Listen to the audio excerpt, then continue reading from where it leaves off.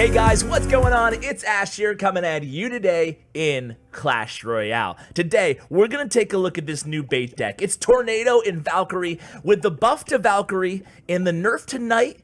In the opinion of some pros out there, Valkyrie is a better fit for the classic or semi-classic bait deck. Just log bait straight up. Today's going to be a great video. I can't wait to share this gameplay with you guys. And we're also going to introduce a new format to the channel. Before we talk about the new format, let's start out with the most difficult matchup, I would say, for this deck. And it's Three Musketeers. Three Musketeers against a really good player, too, in Andy. You saw also a 20-win player. Let's watch these two pros go head-to-head. At the end of this first replay, after we kind of focus on the gameplay, we'll talk about the new format to my pro tip videos that aren't interviews, okay? Like this one. So here we go. Dar gets in a really tough spot in the beginning, but he's able to put a log on that pump. Even logging the pump is important. You want to punish as much as possible. However, he's going to take a lot of damage here. The bandit does get a dash off on his right tower, and he loses, oh gosh, like about almost 1,000 HP off that right tower. So certainly not the start that he wanted, but he was a victim of a bad starting hand. Of course, we do have a video out talking about the new fixed starting hands for friendly battles. Maybe this will solve some of those problems in the future. However, the opponent, Andy, does give us a rocket value there, getting a rocket on that left tower, also taking out the other pump, and you can bet your bottom dollar with a pretty sizable elixir advantage, he's going to go ahead and execute a Three Musketeer push. This is a very dangerous push. Obviously, again, you know, they have a huge elixir advantage, but guess what? With this deck, this is how you want to handle a Three Musketeer matchup. You tornado the Musketeers in the same lane. Something to note, tornadoing the Three Musketeers into the same lane in Legendary Arena, such as we are right now, you want to kind of aim for the fist of those, what is it, kings? Are those king statues? They look a lot like a royal ghost statue, but I think they're the king statues. Anyway, you see the fist and the king statues way at the top of the screen? You basically want to aim the vortex, the center of your tornado, at kind of the fist area, between the fist and the torso of those statues. And no matter what map you're on, you're going to want to aim for that area really early when they drop the Three Musketeers to get them into the same lane. Once you have them in the same lane, well, you have a bunch of options, right? You don't want to use your rocket because you want to save that for pump, but you can use obviously your Valkyrie, as we're going to see here, I think. And you can use your simply a log and a princess. You have a lot of options in this deck. And this guy, again, Andy, a really good player here. He does a really good job with this matchup, and we pretty much have an answer. The cool thing about this deck, guys, is with Valkyrie in there. And look at the Valkyrie usage right here, keeping this, keeping the princess alive, enabling us to cycle to another princess. But with the Valkyrie in this deck, it takes on almost a whole new versatility against graveyard decks. I mean, Valkyrie dominates against graveyard. To have a tank that does that good of a job against graveyard is absolutely amazing. She has more HP than a knight. She costs one more, but you get a lot more versatility out of her. And again, with that little haircut to the knight, combined with the haircut increase to the Valkyrie, it makes for a great option, guys. I tried this deck out as well, and I went 11-3 in a Classic Challenge. Why did I play a Classic Challenge? I don't even know, but I figured I'd do better, and that was the case. So it's nothing to write home and brag about, but by the way, shout out to Abdul Khan, my YouTube sponsor of the day. So let me tell you, as we hop into this next replay, about the episode format change. This is based on your feedback in the comments, so make sure you always never hesitate. How about just you never hesitate to leave me a comment when you have an opinion on things I should or could do differently on the channel. And don't say delete the channel, because I can't do that. So anyway, guys, what we're gonna do here on the channel now is every single video starting Monday, maybe tomorrow. Anyway, every single video, we're gonna include me playing at least one match using the deck. Now, I'm not saying my gameplay is going to be anything to write home about, especially in this, with this deck. I'm not a bait player, however, you know, I think I'm decent. I'm all right, I guess. So the reason I want to do that is based on your feedback again, because you guys say you really, really enjoy seeing an average player or a non-pro play the deck. And it's self-serving too, because I want you guys in the comments to help me out. You're going to be a part of these videos. If you reach these videos in the first hour, especially, but sometimes I catch them the day after too. I always kind of try to check back the next day. By the way, King Tower activation on that miner. Boom! This is the 12 win too. What I want you guys to do, or was it 11 win? Oops, my bad. So what I want you guys to do is help out, right? Comment on what I could have done differently in my matches to help me out, especially if I don't have the pro coaching me on the, on the headset. So that's what I want you guys to do. So I will play a match with this deck afterwards. This is pre-recorded, by the way, because I like to watch the replays ahead of time, but I'll kind of walk you through my thought process. Anyway, guys, here we go, back into this match. We're playing against a Goizen deck, kind of a new meta Goizen with the double minions, but also with Bandit in this deck. And we get a few hits there with those stab goblins. Why did we send in that goblin barrel? Well, a few reasons. Number one is we drew out those minions out of the opponent.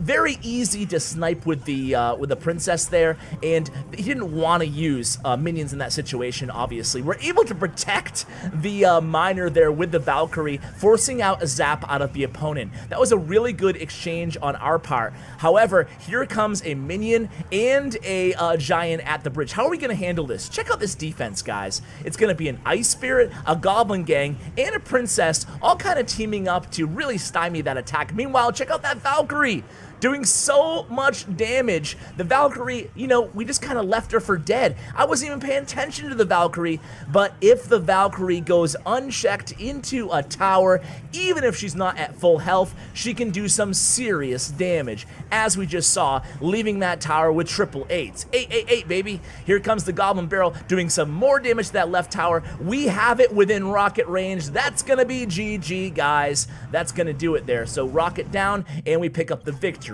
So you can see the decision making here by Dara is just so on point. Now let's go to a noob. Granted, it's just the first match of a grand challenge, but we'll see how we do in this match. And of course, as always, I'll show the replays to you guys, win or loss, and they won't always be number one in a GC. Sometimes they'll be halfway through or whatever.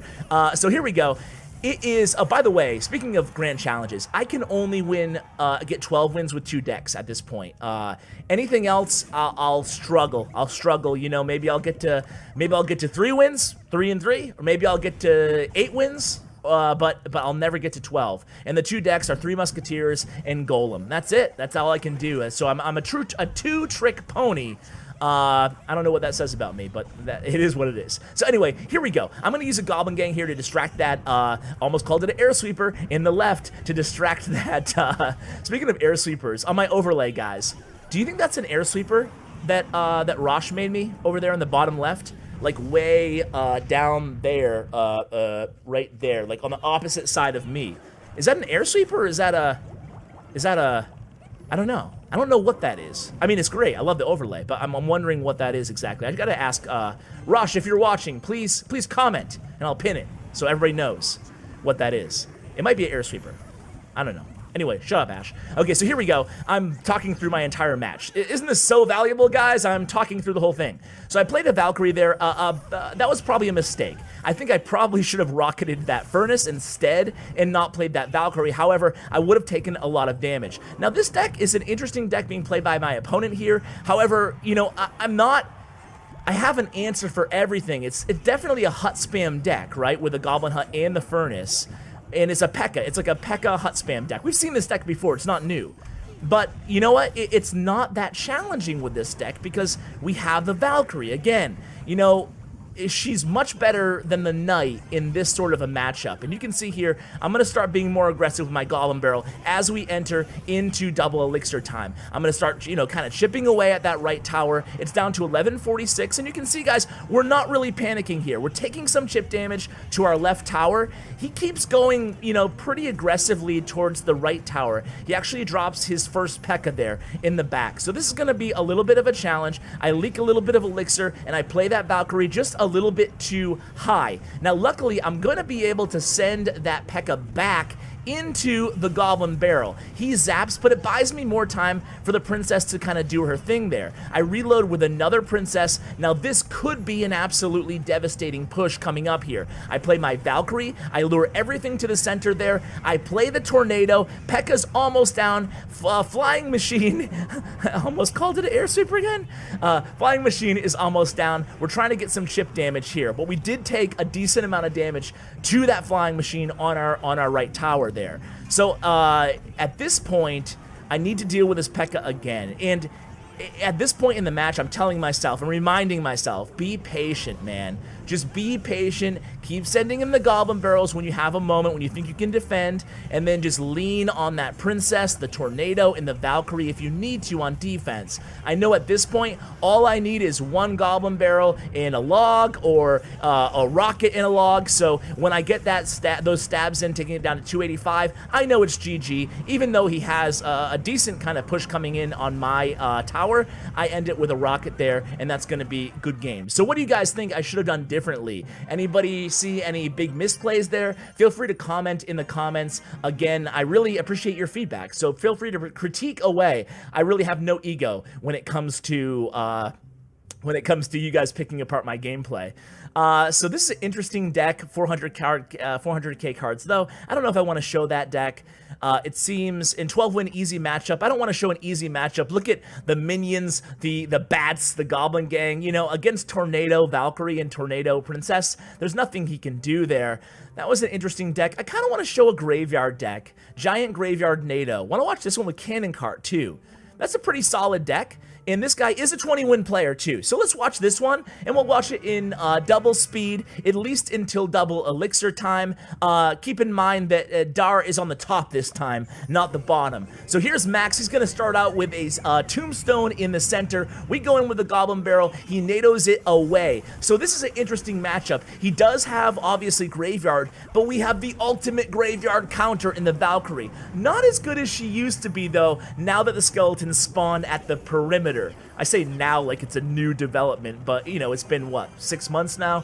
But, you know, back in the day when the skeletons were totally random, you just plop down a Valkyrie and she does her thing and that's it, GG, right? Now it's a little bit more tricky, but usually you can still get a ton of value from the Valkyrie. So here comes a push coming in our way. The opponent activates their King Tower with that Tornado on our Goblin Barrel. Meanwhile, that Cannon Car almost reaches within tower range. However, that timely log was able to kind of stymie that cannon right on the bridge. It might break the bridge. I think the cannon's pretty heavy. That's what they're saying anyway. Anyway, so we're going to go pretty aggressive here. We have a Valkyrie push, we send in the Goblin Barrel, and we actually do get a decent amount of damage off that left tower. So here comes a big push from the opponent. We place the Valkyrie there, right smack dab in front of that tower, and she does such a good job cleaning up all those skeletons, meanwhile also doing damage to that giant. We get more chip damage with that Goblin Barrel. Here it comes. It is another giant, and no, look at that. Look at the defense there, guys. Insane. It was a giant cannon cart coming our way, but we were able to really stop everything. Just having a Princess Valkyrie Tornado combination on defense makes this deck so difficult to defend with. Now we place a Valkyrie there distracting that cannon, and the opponent poisons here. That might have been, I don't know, it's hard to say it's a mistake, but it allows us to get in that very last Goblin Barrel, and boom, tower down, rocket, thank you, goodbye, that's all she wrote.